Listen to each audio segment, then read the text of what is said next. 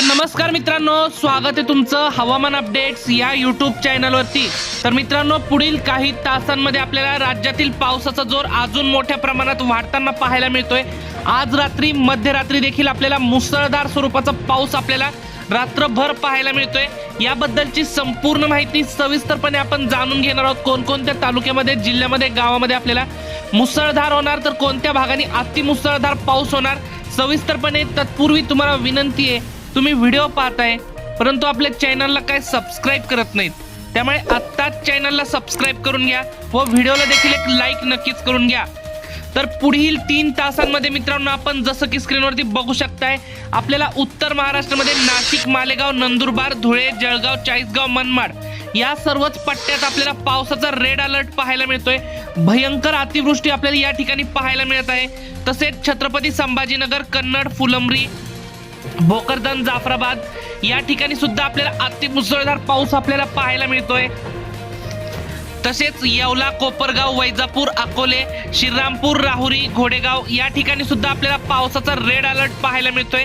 वसई, विरार, मुंबई, ठाणे, पालघर, अहिल्यानगर, पुणे, दौंड, बारामती, करमाळा, जामखेड, इंदापूर या सर्वच ठिकाणी देखील आपल्याला अतिवृष्टी आपल्याला आज पाहायला मिळणार आहे। तसेच पैठण, माजलगाव, बीड, गेवराई, कळंब, लातूर, उदगीर, औसा या ठिकाणी सुद्धा आपल्याला मुसळधार स्वरूपाचा पाऊस आपल्याला पाहायला मिळतोय।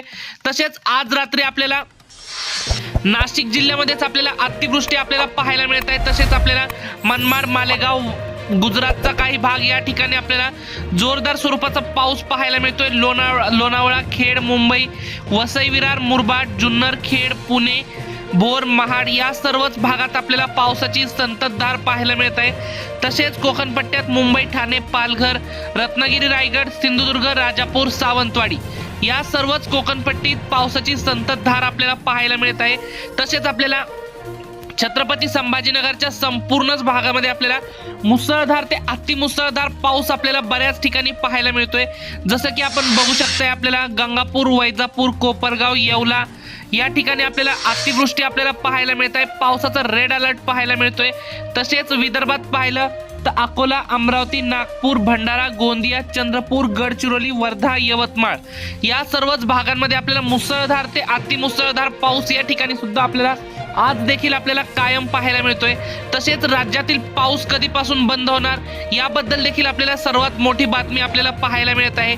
आपल्याला 1 ऑगस्ट 2 ऑगस्ट पासून राज्यात चांगल्या प्रकारे उद्यापासून बऱ्याच ठिकाणी सूर्यदर्शन देखील झालेले पाहायला मिळेल। तरी देखील काही ठिकाणी आपल्याला मध्यम ते जोरदार स्वरूपाचा पाऊस आपल्याला पाहायला मिळतोय।